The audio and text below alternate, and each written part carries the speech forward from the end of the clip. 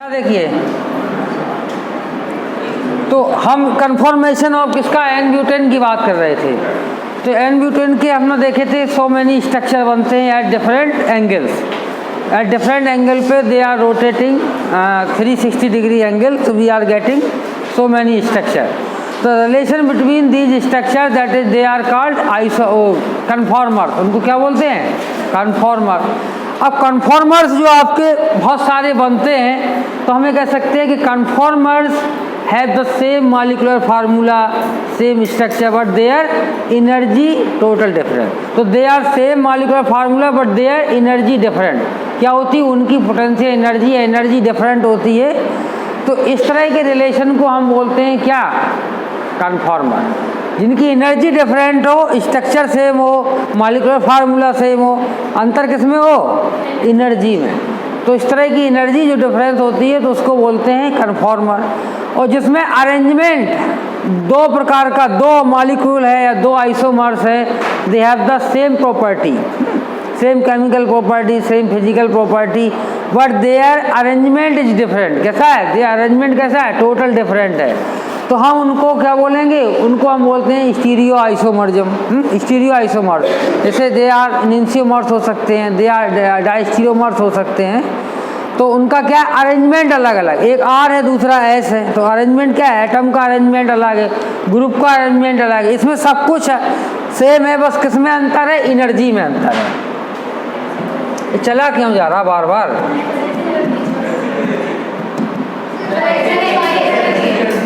हाँ?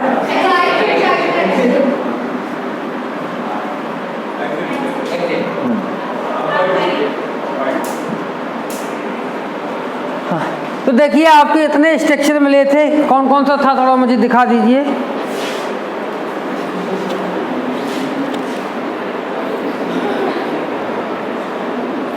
एक मैं बनाता हूँ।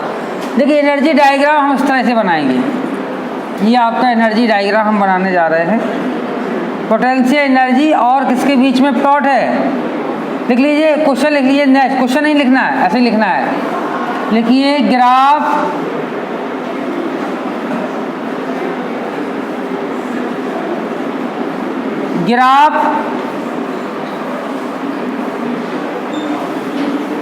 Of potential energy, graph of potential energy versus different angle of the conformers of n butane. लिख लीजिए ग्राफ ऑफ पोटेंशियल एनर्जी। ये एक्सिस पे आपका क्या है? Potential energy. दिस इज आपका पोटेंशियल एनर्जी, ये एक्स एक्सिस पे है, और दिस इज आपका वाई एक्सिस, ये आपको वाई एक्सिस है। तो graph of potential energy versus different angle of conformers of n butane. तो यहाँ पे कितने एंगल है? एक का आपका 0 डिग्री एंगल है, दिस इज 60 डिग्री एंगल है, और दिस इज 120 डिग्री एंगल है, और कितना है? और दिस इज 180 डिग्री एंगल है, फिर कितना है? 240 डिग्री एंगल है, और कितना है? 300 डिग्री है, और कितना है? 360 डिग्री एंगल है। तो these are the angle of conformer. किसके हैं? Of conformer. तो देखिए, 0 डिग्री पे आपका कौन सा है जिसकी एनर्जी सबसे ज़्यादा है? तो सबसे ज़्यादा एनर्जी इस मॉलिक्यूल की है, ये 0 डिग्री पे है। तो 0 डिग्री कहाँ आएगा? अरे मैंने थोड़ा गलत बना दिया इसको। क्या गलत बना दिया बताइए? 0 यहाँ से स्टार्ट होगा। हाँ, 0 कहाँ से होगा? ओरिजिन से। It is starting from origin. तो 0 हम यहाँ से लेंगे, कहाँ से लेंगे? From the origin. This is 0 degree, this is 60 degree angle, this is 120 degree, this is 180 degree, this is 240 degree, और दिस इज 300 डिग्री, और दिस इज 360 डिग्री। ठीक है। तो 0 पे सबसे ज़्यादा एनर्जी इसकी होगी, कन्फॉर्मर की। ये आपका फर्स्ट कन्फॉर्मर है। फिर इसके बाद 60 पे कौन सा आएगा? 60 पे सबसे ज़्यादा, सबसे कम एनर्जी होगी 180 पे। 180 पे सबसे कम एनर्जी होगी, 180 वाला आपका इधर आएगा, और 120 वाला आपका इधर आएगा, 120 नहीं 60 वाला इधर आएगा, दिस इज 60, दिस इज 60, और दिस इज आपका 120, ठीक है, दिस इज 120। अब 180 के बाद जो आपका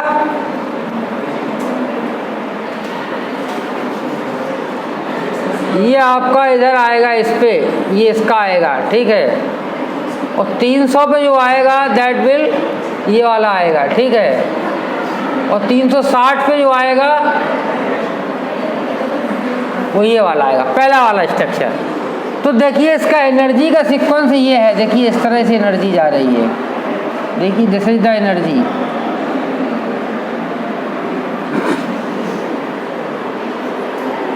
ये गलत बना दिया थोड़ा मैंने,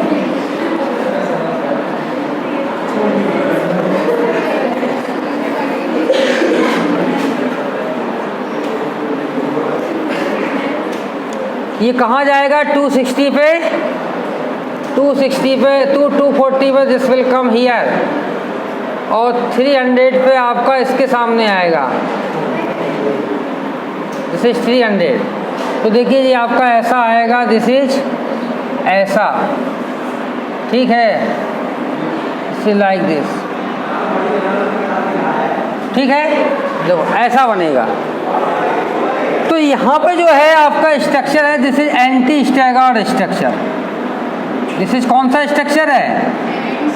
anti staggered, both the methyl group are at the 180 degree angle, these methyl 2 methyl at the 180 degree angle, तो इसको बोलते हैं एंटी स्टैगर्ड, ठीक है ना। इसका नाम क्या है?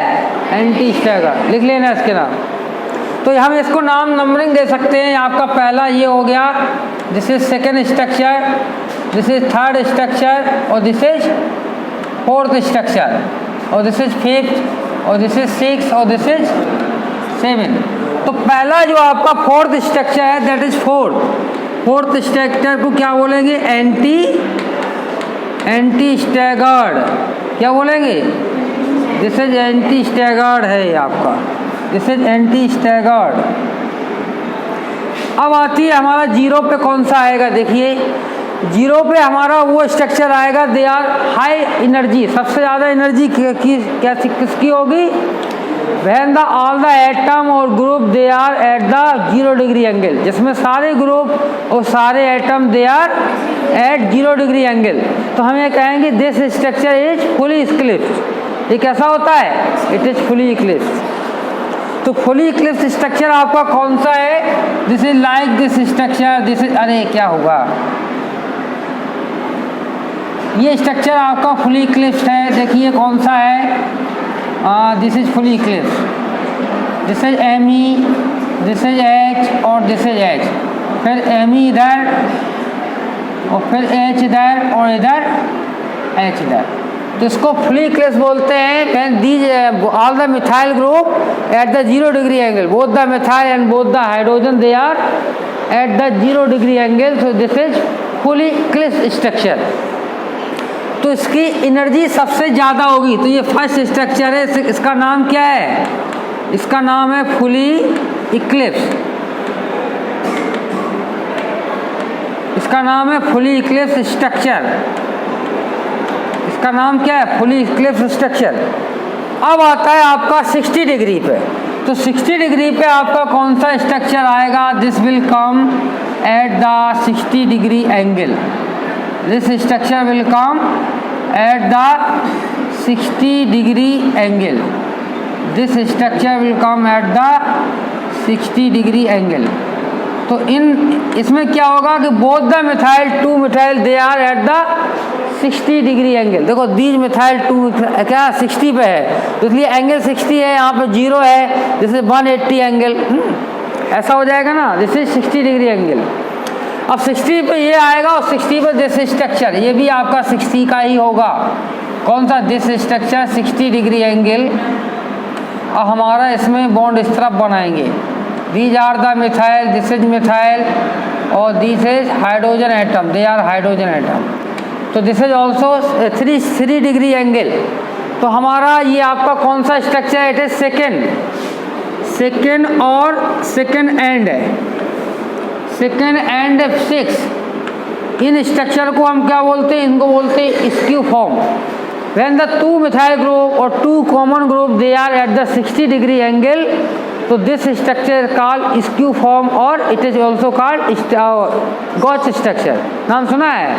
This structure called skew group. Skew group की क्या आइडेंटिफिकेशन है? व्हेन द सेम ग्रुप और same common group they are at the 60 degree angle. यहाँ पे देखिए both the methyl group they are at the 60 degree angle, so it is called skew form. तो उसको बोलते हैं स्क्यू। इसका नाम क्या है? Skew, skew SKU, skew form. ठीक है, ऐसी को गॉच भी बोलते हैं, फॉर्म। अब आता है आपका ये थर्ड स्ट्रक्चर आपका कौन होगा? अब ये आपका इधर से हो सकता है।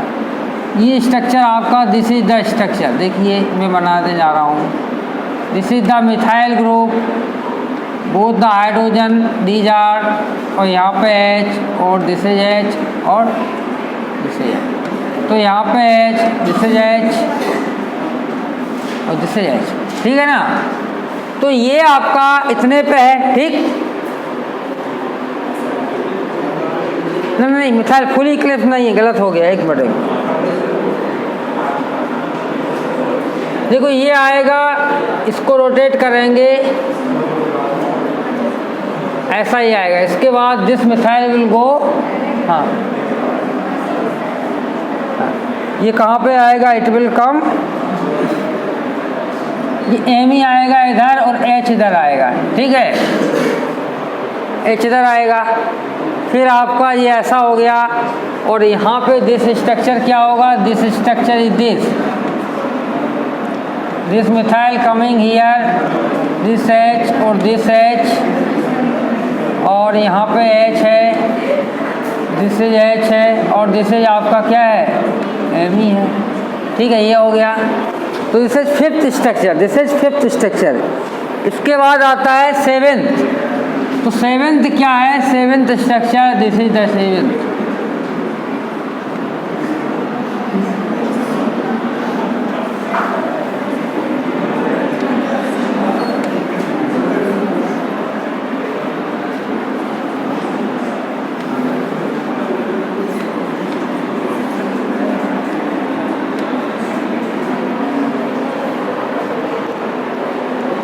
ठीक है, तो दीज आर द स्ट्रक्चर।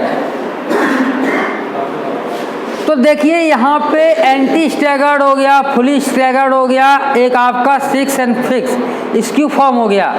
अब आते थर्ड और फिफ्थ। थर्ड और फिफ्थ को कैसे जानेंगे? थर्ड एंड फिफ्थ, देखिए थर्ड और फिफ्थ क्या है? These are the third and fifth. तो third and fifth they are eclipse, लेकिन फुली इक्लिप्स नहीं है। फुली इक्लिप्स कब होता है? When the same group at the 0 degree angle. जैसे यहाँ पे देखिए फर्स्ट में क्या है? Same group means methyl methyl at the 0 degree, और सेवेंथ में methyl methyl at the 0 degree angle. So it is called fully Eclipse. और जब डिफरेंट ग्रुप हो, एक के पीछे मिथाइल के पीछे हाइड्रोजन है और दूसरे हाइड्रोजन के पीछे में, तो इसको हम इक्लिप्स बोलते हैं। इसको क्या बोलते हैं? पार्शियल इक्लिप्स या पार्शियल इक्लिप्स बोलेंगे। इसको सिंपल हम इक्लिप्स के ही नाम से जानेंगे। तो ये सेवेंथ है, ये आपका फर्स्ट है एंड सेवेंथ, ये सेवेंथ है, और ये फर्स्ट एंड फिफ्थ ये आपका पार्शियल, इसको बोलेंगे पार्शियल इक्लिप्स, इसको बोलेंगे पार्शियल इक्लिप्स। चलिए नोट कर लीजिए, नोट कर लिया?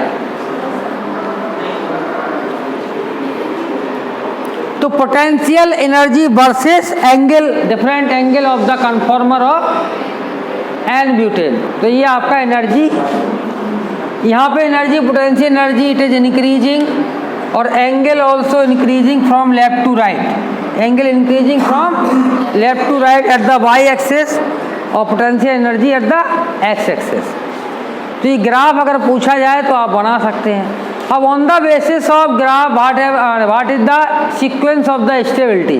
तो स्टेबिलिटी का सीक्वेंस क्या होगा on the basis of graph? तो स्टेबिलिटी का तो भाई सिंपल हो सकता है, इसको आप स्टेबिलिटी का ग्राफ बना दीजिए। सबसे ज़्यादा स्टेबल वो होगा जिसकी एनर्जी कम होगी, तो सबसे कम एनर्जी किसकी है? फोर्थ की। तो फोर्थ आपका सबसे ज़्यादा स्टेबल है। इससे ज़्यादा फिर ये आता है आपका सेकेंड एंड सिक्स। तो सेकेंड और सिक्स इन दोनों की एनर्जी बराबर होगी, सेकेंड एंड सिक्स। इसके बाद आया they are greater than third and fifth. तो third and fifth they are equal in energy, third and fifth they are equal, और they are greater than first and second, first and seventh, they are greater than first and in stability. तो this is the sequence of the stability sequence of the different conformer on the basis of energy. जिसकी energy ज़्यादा होगी वो कम stable होगा, और जिसकी energy कम होगी that will be more stable या मोस्ट स्टेबल। ठीक है ना? तो ये सिंपल है, कोई टफ नहीं है बहुत बड़ा। ठीक है, समझ में आ गया?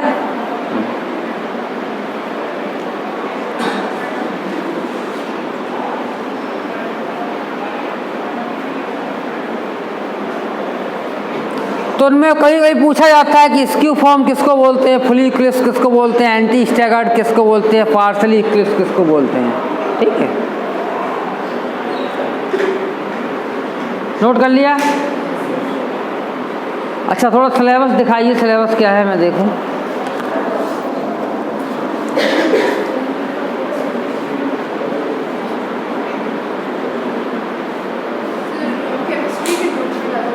केमिस्ट्री ग्रुप में मैंने डाला था। हाँ, इसको ये कन्फॉर्मर चल रहा है ना।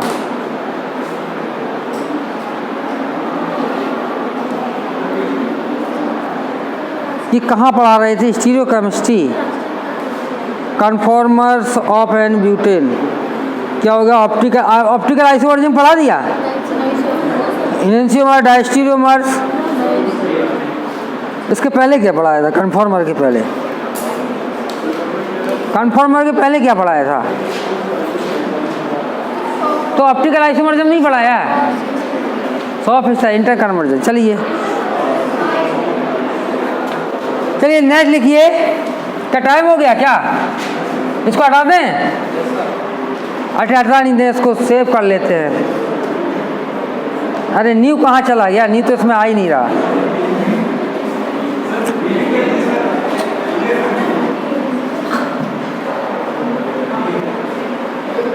अरे कैसे जाएगा ये? नहीं, हटाना है इसको, स्क्रीन से हटाना है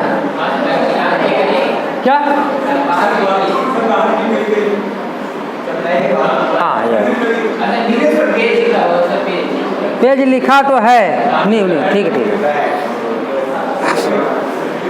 अच्छा, लिखिए ऑप्टिकल आइसोमर्जम। नेक्स्ट पॉइंट, ऑप्टिकल आइसोमर्जम किसको बोलते हैं ये हम बताते हैं आपको। तो अभी तो 11-21 ही होगा। ऑप्टिकल आइसोमर्जम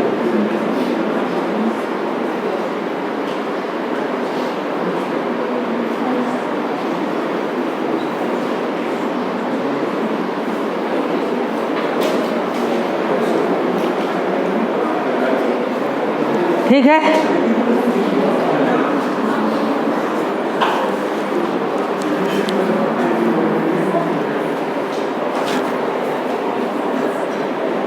ऑप्टिकल आइसोमर्जम, ठीक।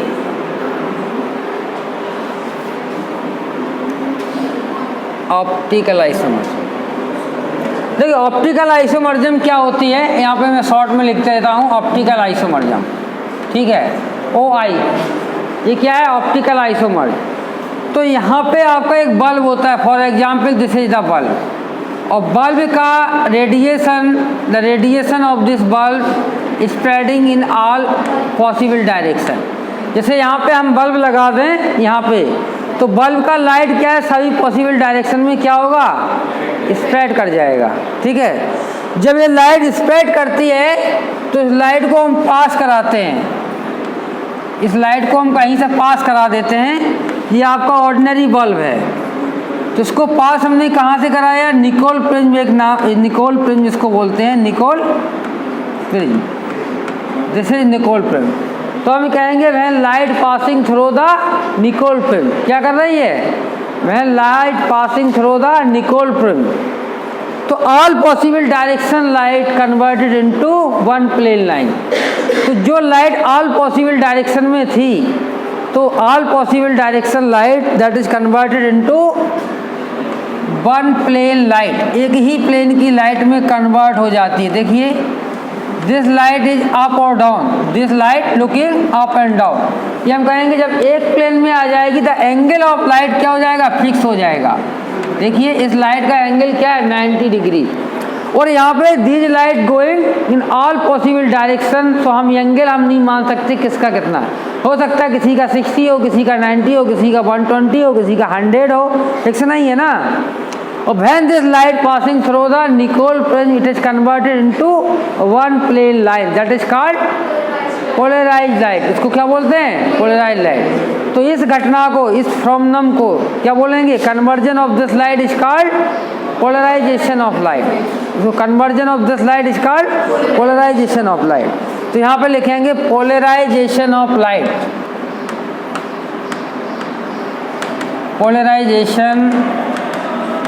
Polarisation of light. ठीक है, अब हमारे पास क्या है कि कंपाउंड की हमको क्या देखना है, ऑप्टिकल एक्टिविटी देखना है, पहचानना है हमको organic compound whether it is optically active और नॉट। ठीक है, ये पहचानने के लिए क्या करेंगे, हमारे पास एक पोलरोमीटर होता है, पोलरोमीटर का हम यूज करेंगे इसमें। तो पोलरोमीटर एक इंस्ट्रूमेंट होता है, अभी हमारे केमिस्ट्री लैब में गए होंगे, यहाँ पे बीएससी वाली उसमें रखा है, पोलरोमीटर का भी दिखाएंगे हम आपको।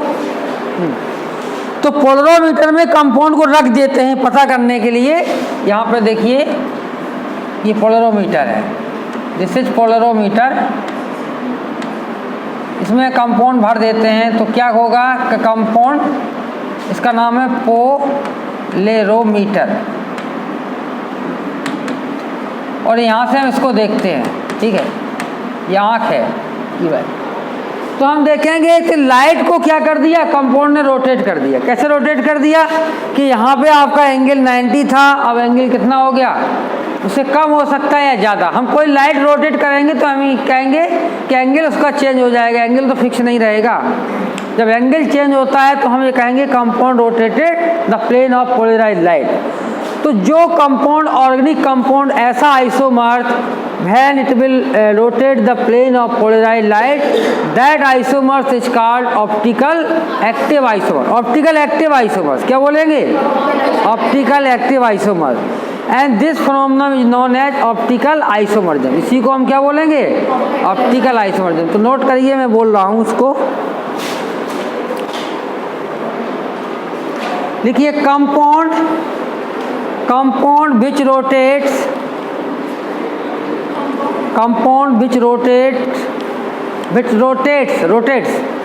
the plane of polarized light is called optical isomers, मर एक ही है, सिंगल, मर्स नहीं करना है, is called optical isomer। and the phenomenon is known as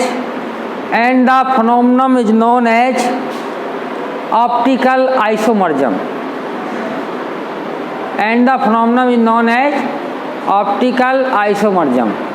ठीक है,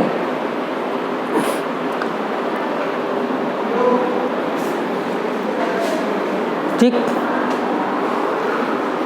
तो हमारे पास ये कंपाउंड को आइडेंटिफाई करने के लिए कि दिस इज ऑप्टिकली एक्टिव और नॉट, हमारे लिए क्या होना चाहिए, हमारे पास होना चाहिए एक पोलरोमीटर।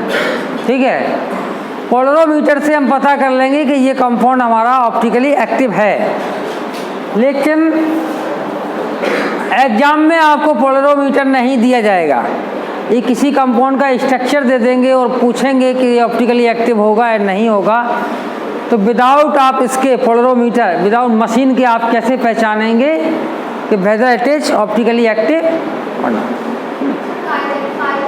हाँ, वो पहचान है। जैसे एग्जाम्पल के लिए, जैसे किसी को बुखार आया है तो कैसे पहचानेंगे, आपके पास थर्मामीटर नहीं है तो कुछ हाथ रखने से पता चल जाएगा कि इसका टेम्परेचर बढ़ रहा है। ठीक है, तो कुछ ऐसे क्राइटेरिया होते हैं, कुछ ऐसे लक्षण होते हैं, कैरेक्टरिस्टिक, जैसे वो बताएगा कि हमको ठंड लग रही है बहुत तेज़ी से, तो सामने वाला पहचान लेगा कि इसको बुखार है। नहीं तो क्या है, बुखार की पहचान तो थर्मामीटर है, वो मीटर होगा तभी तो पता चलेगा टेम्परेचर बढ़ रहा है कि नहीं। ठीक है, तो ऐसे ही कुछ क्राइटेरिया है इसके, किसी ऑर्गेनिक कंपाउंड का एक क्राइटेरिया होता है, नहीं किसी कोई क्राइटेरिया होते हैं, तो उस क्राइटेरिया के अंतर्गत जो ऑर्गेनिक कंपाउंड आ जाएगा तो हम कहेंगे कि इट इज ऑप्टिकली एक्टिव होगा। तो वो क्राइटेरिया आपके क्या है, तो उसी को लिखना है। लिखिए क्राइटेरिया फॉर ऑप्टिकल एक्टिविटी, यहाँ पे लिखिए क्राइटेरिया, अरे सॉरी क्या हो गया ये, क्राइटेरिया फॉर ऑप्टिकली एक्टिविटी, हाँ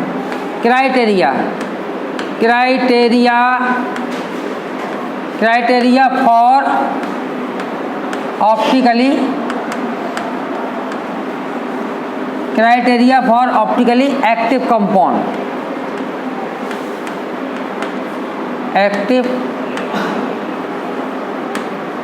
criteria for optically active compound.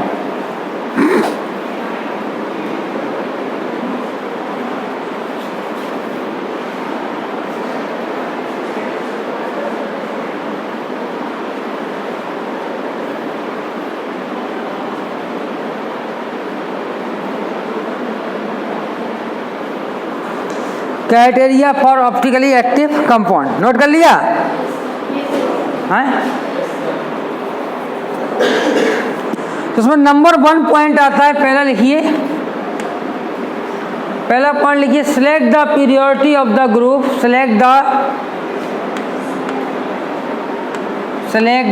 नहीं सॉरी सिलेक्ट नहीं, ये क्या कर दिए, इसको नहीं लिखना है, छोड़ दीजिए, ये सिलेक्ट नहीं लिखना है। इसका क्राइटेरिया किस में आया है, लिखिए इट शुड हैव नहीं, compound, it means compound, it should have, अरे बार बार कोई गलत हो जाता है, इट शुड हैव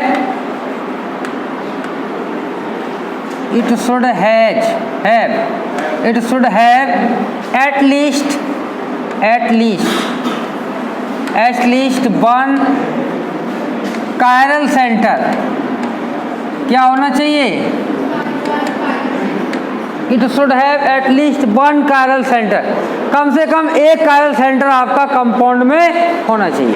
तो क्या chiral center होता है ये बताते हैं। chiral center, तो chiral center होता है कि when the compound has different group or atom, when organic compound has different group or atom, ये हम कहेंगे such carbon atom which contain different group और atom, ऐसा कार्बन एटम जिससे डिफरेंट ग्रुप या एटम लगे हों, तो दैट कार्बन या that centre is called chiral centre. तो कायरल जो शब्द आया है वो आया है 4 डिफरेंट ग्रुप से। 4 डिफरेंट मीन्स, जैसे मान लीजिए हमारा ये हैंड है, तो यहाँ पे कोई कार्बन नहीं है, ना कोई एटम है, यहाँ पे एक सेंटर मान लीजिए, यहाँ पे हैंड में यहाँ पे क्या है, सेंटर।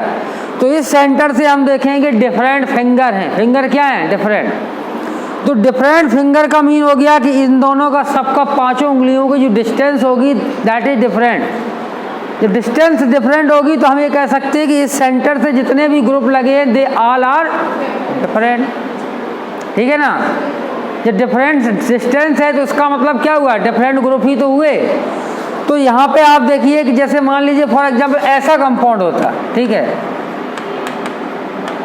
तो ये आपका कायरल नहीं होता, इसको हम कायरल नहीं बोलते क्योंकि ये दोनों डिफरेंट हैं, but they both these hydrogen are same. तो हम ये कहेंगे from the centre the distance of these 2 hydrogen are identical. दोनों की कैसी है, आइडेंटिकल। तो जब डिस्टेंस आइडेंटिकल होगी तो उस केस में नहीं, हम चारों जितने ग्रुप हैं उनके सराउंडिंग में they all must be different, या उनकी डिस्टेंस डिफरेंट होगी तो हम मान लेंगे कि इट इज कायरल सेंटर। ये आपका कायरल सेंटर है। तो कायरल वर्ड जो आया वो आया देवी देवताओं से आया। पहले जो था ना दुर्गा माँ, कई हाथ होते थे उनके, वो हाथ उनके कैसे, सबकी डिस्टेंस अलग अलग होती थी। किसी में तलवार है, किसी में वो धनुष पकड़े हुए है, किसी में वो मारने का लगाया है, हाँ, किसी में सुदर्शन चक्र है, हाँ, शंख है किसी में। तो जो सारे हैंड जो होते थे वो कैसे होते थे? दे ऑल डिफरेंट होते थे, उनकी डिस्टेंस डिफरेंट होती थी। तो इस तरह की बॉडी को, इस तरह के ऑब्जेक्ट को क्या मान लिया गया? कायरा। उसको क्या बोला गया? तो वो कायरा वर्ड यहाँ से आया, ठीक है।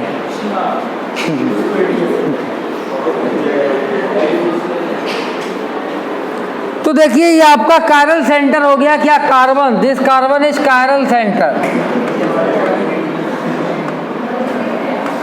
चलिए नोट कर लीजिए, इसको हम स्टार से इंडिकेट करते हैं। Chiral centre always indicated by the या एस्टेरिक बाय द स्टार।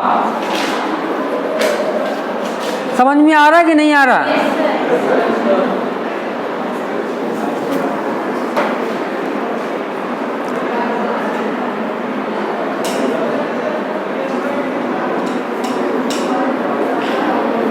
बोलने से बहुत टायर्डनेस आती है, थक जाती है, एनर्जी बहुत लॉस होती है। पढ़ाने में बहुत एनर्जी लॉस होती है। वीडियो में डालूंगा, चैनल बनाऊंगा। हाँ बता देंगे।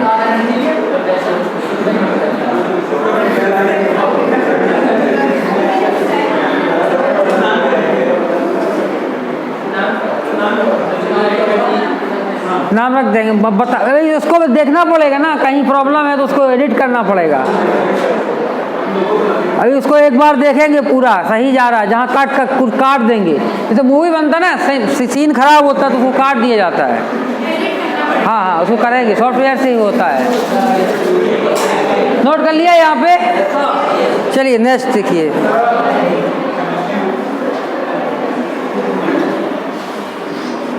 अब दूसरा सेकंड पॉइंट क्या आता है? लिखिए सेकंड पॉइंट, पॉइंट नंबर 2। देखिए mirror image of the compound. Mirror image, mirror लिखा है सही, समझ में आ रहा? नहीं आ रहा तो उसको नोट हटा दें। रुको एक minute. It is mirror.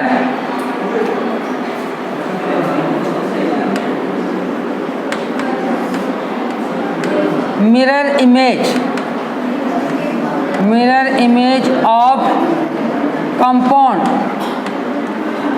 Mirror image of compound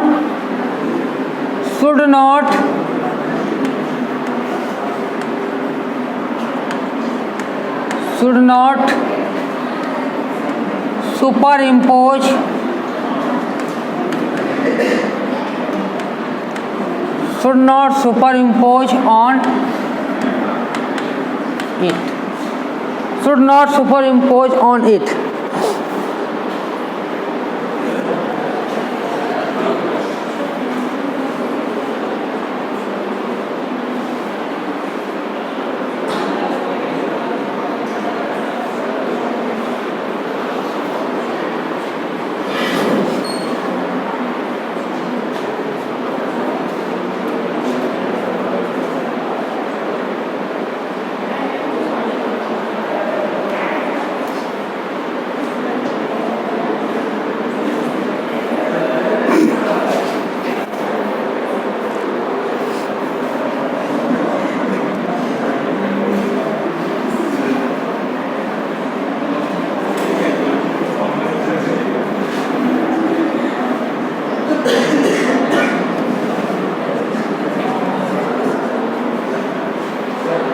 देखिए ये आपका कंपाउंड है, ऑर्गेनिक कंपाउंड। ये ग्लिसरॉल्डिहाइड जिसकी हम बात कर रहे हैं,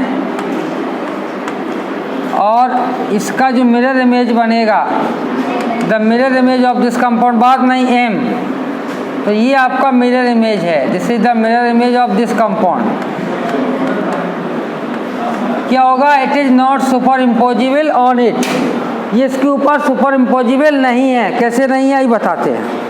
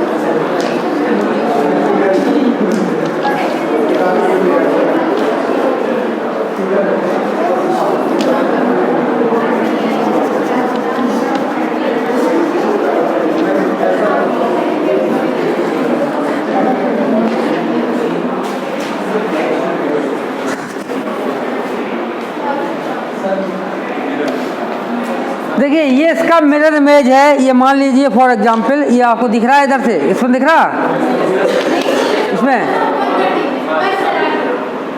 तो अब हम यहाँ पर देखेंगे रेड, ये आपका इधर से, दिस इज ग्रीन।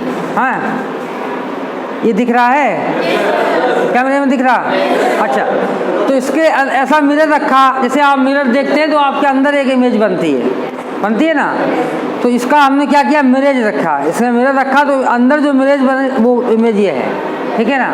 ये कौन सी इमेज है, ये दिस इमेज, ये आपकी मिरर के अंदर वाली है, ठीक है।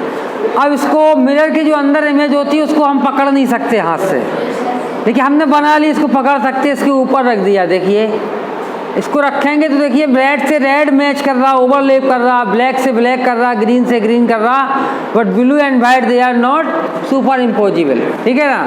अब ऐसा रोटेट किया तो देखिए आएगा sky blue superimposable, but green and white they are not superimposable. यहाँ पे white is superimposable, but green and blue they are not superimposable. तो हम ये कर रहे हैं कि overall molecule it is not superimposable on its mirror image.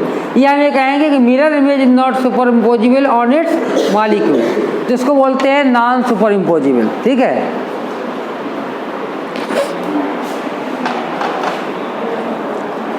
तो ये कंडीशन होना चाहिए। दूसरा पॉइंट ये है, इसको नोट कर लीजिए। अब थर्ड पॉइंट आया, थर्ड पॉइंट क्या होता, लिखिए।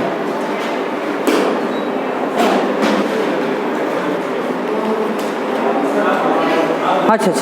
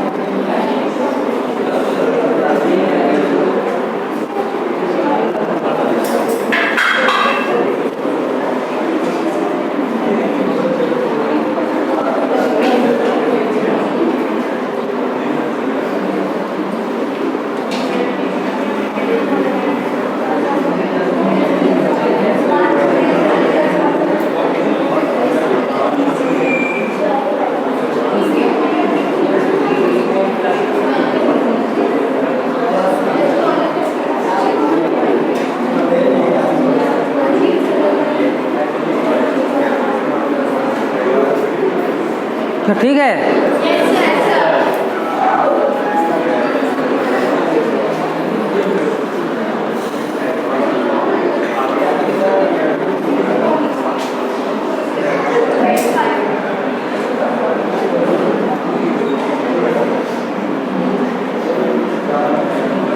नंबर थर्ड पॉइंट लिखिए, the compound should not have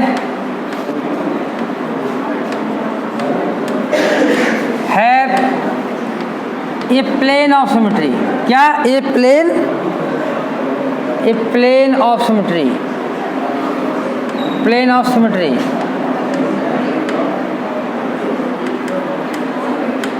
तो plane of symmetry क्या होती है? when the molecule or compound is divided into two identical parts, when molecule is divided into two identical parts, it is called plane of symmetry। जैसे for example board को अगर बीच से middle से यहाँ से कट कर दिया जाए तो क्या प्लेन ऑफ सिमेट्री होगी? जैसे फॉर एग्जाम्पल इसको यहाँ से कट कर दिया तो इसे प्लेन ऑफ सिमेट्री नहीं होगी, नहीं होगी। क्यों नहीं होगी? क्योंकि इधर अलग लिखा हुआ है, उधर अलग लिखा हुआ है। तो हमारा क्या है कि compound must be divided into two identical part. कोई भी कंपाउंड है वो किस पार्ट में डिवाइड होना चाहिए? दो आइडेंटिकल पार्ट हैं बाय इमेजिनरी लाइन। अगर इमेजिनरी लाइन से उसको कट करते हैं तो it should be divided into two identical parts, तभी इसको प्लेन ऑफ सिमेट्री बोलेंगे। जैसे एग्जाम्पल के लिए आपका ये आपने सुना होगा, this is called tartaric acid. ये कैसा है? This is tartaric acid. सुना है ना? अब this tartaric acid is divided into 2 identical part. देखिए इन दिस वे, ठीक है, it is divided into 2 identical part. तो जब आइडेंटिकल पार्ट में डिवाइड होगा तो हम इसको बोलेंगे क्या? इसमें नहीं आ रहा है स्ट्रक्चर? अच्छा, मैं नहीं आ रहा हूँ तो मेरा पूरा नहीं, हैंड तो आना चाहिए कि समझ में, ठीक है। अब यहाँ पे देखिए कि ये 2 पार्ट में आपका आइडेंटिकल पार्ट में डिवाइड हो गया तो हम इसको बोलेंगे plane of symmetry. It is क्या है? प्लेन ऑफ सिमेट्री है, प्लेन ऑफ सिमेट्री। अब इस तरह से एग्जाम्पल एक मॉलिक्यूल और हो सकता है। मान लीजिए आपका दिस इज द एग्जाम्पल, दूसरा मॉलिक्यूल, देखिए इसे साइक्लोप्रोपेन, एमी है और ये HH है, और दूसरा यारा, हाँ, दूसरा स्ट्रक्चर हम ऐसा बनाएंगे साइक्लोप्रोपेन का ही, इसमें ये क्या होगा, सेम ग्रुप रहेंगे बस stereo chemistry total different stereo chemistry. तो देखिए इट इज डिवाइडेड इनटू, नहीं डिवाइडेड, आइडेंटिकल पार्ट में डिवाइड नहीं है। This compound divided into identical part, तो इसको बोलेंगे प्लेन ऑफ सिमेट्री। इसमें नो प्लेन सिमेट्री, इसमें प्लेन ऑफ सिमेट्री नहीं है। तो हमारा क्राइटेरिया है, क्राइटेरिया नंबर 3, वो कहता है the compound should not have a plane of symmetry. तो 3 पॉइंट इसके क्राइटेरिया का है। पहला पॉइंट है it should have at least 1 chiral centre. Second point is that the mirror image of the compound should not be superimposable on it. और third point क्या है? It is third point is that the compound should not have a plane of symmetry. तो plane of symmetry क्या होती है? When a molecule और compound is divided into 2 identical part by a imaginary line, तो that is called plane of symmetry. तो उसको हम plane of symmetry बोलते हैं। चलिए इसको यहाँ नोट कर लीजिए।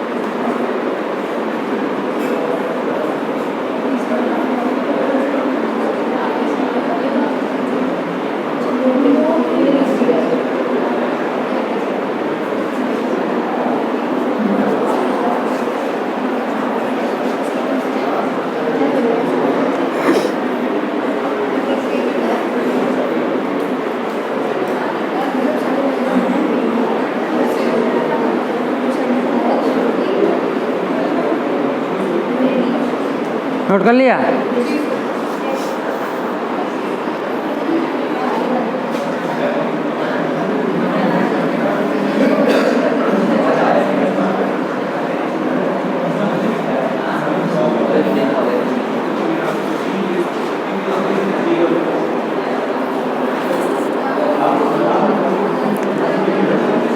चलिए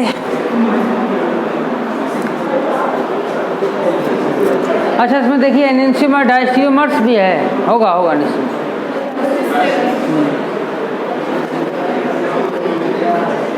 एनेंशियोमर्स एंड डायस्टियोमर्स, इसका हार्ड कॉपी निकलवा के आप लोग रख लीजिए अपने पास। हार्ड कॉपी सही रहता है, उसमें टिक करते रहिए।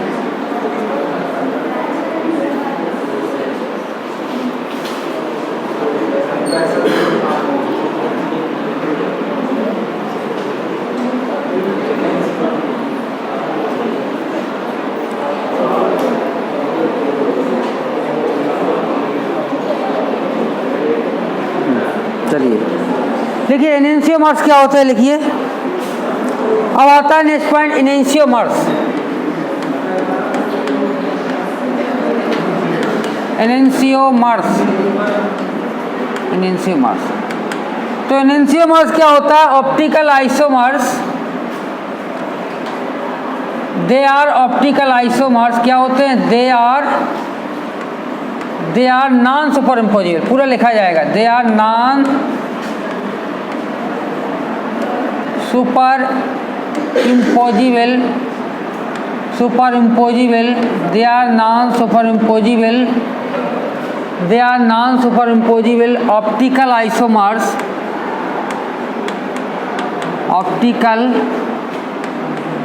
Isomer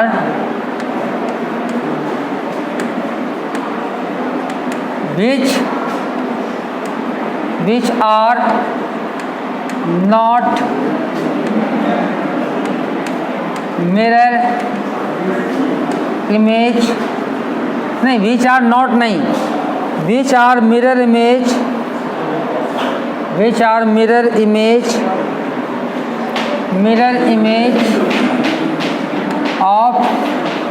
image of each other।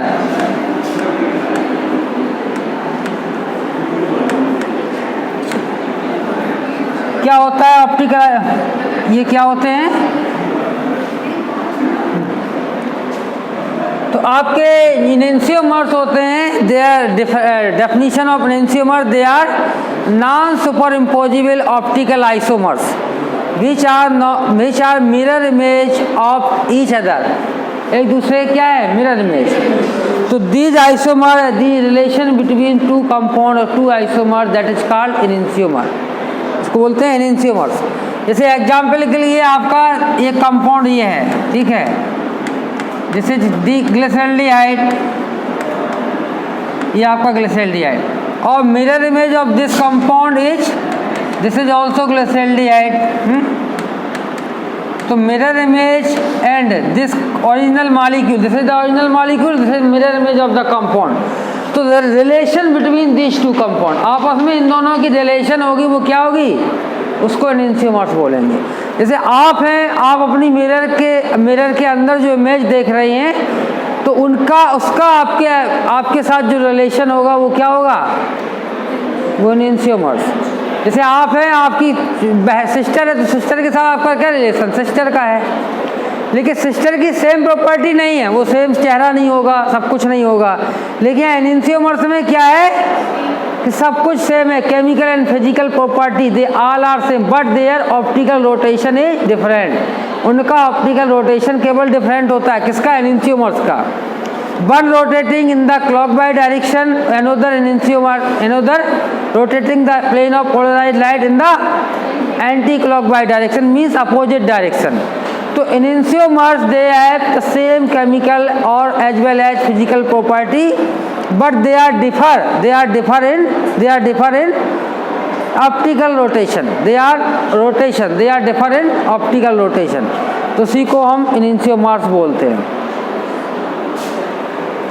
ठीक है। जैसे एग्जाम्पल के लिए एक कंपाउंड ये है, देखिए for example another, this is CH3, this is CH3, और this is Cl, this is H, this is Cl, this is H, और इसका मिरर इमेज क्या बनेगा?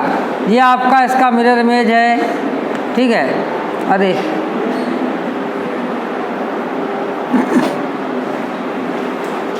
ये आपका मिरर इमेज बन गया, ठीक है। यहाँ पर CH3, this is CH3, this is Cl, और this is H, this is H, और दिस इज Cl। तो इन दोनों के बीच में जो रिलेशन होगा, ये रिलेशन, दिस रिलेशन को क्या बोलते हैं? Enantiomers. This relation is called enantiomers. इन दोनों के बीच में रिलेशन, तो रिलेशन को हम एनेंशियोमर्स, रिलेशन डायस्टीरियोमर्स होती है, रिलेशन आपकी एनेंशियोमर्स है। नोट कर लिया? It is enantiomers।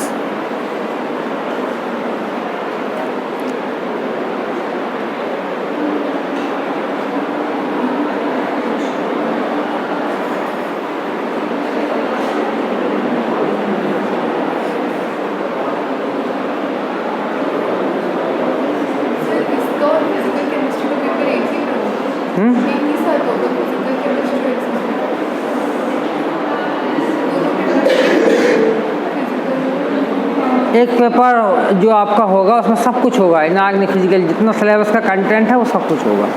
लेकिन अभी हम आपको कुछ लेंगे, या फिर मान लीजिए आपका मिड सेम आता है तो मिड सेम में वही आएगा जितना आपको पढ़ाया गया है। कब से है आपका मिड सेम? मई में है। तो आपका 1-2 के पहले तक जो क्लास जब तक चलेंगी वहाँ तक जितना पढ़ा दिया जाएगा उससे आपका आएगा, ठीक है।